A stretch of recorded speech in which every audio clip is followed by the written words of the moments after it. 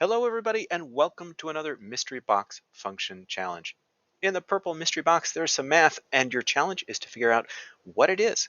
You can use the link in the description, try out as many numbers as you like. When you think you know what's inside that purple box, come on back and see if we get the same thing. All right, well, let's begin with a 0. Okay, so 0 gives us -1. How about a 1? We got some strange decimal there that's pretty close to 0. And then a 2, gives us a very similar value. Looks like a curve.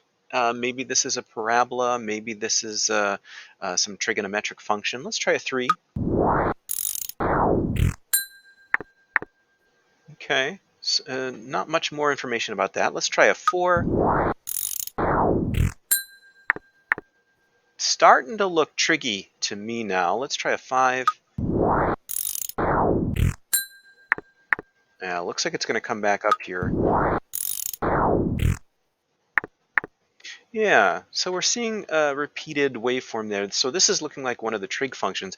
It's a little weird though. If it's the sine, that usually starts at 0. If it's the cosine, that would start at 1. Here on the origin, or at the y-axis anyway, we're at -1 and not at the origin. So I'm not sure what's going on here. Let's try the negative and see if this pattern continues on the other side of the y-axis. There's a -1. I'm going to put in something close to -π/2, so -1.5.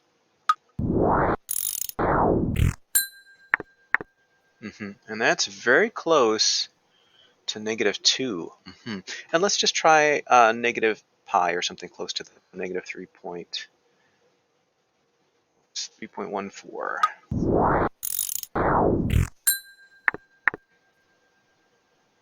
Oh, and that's really close to -1. All right, well, I think I see what's going on here.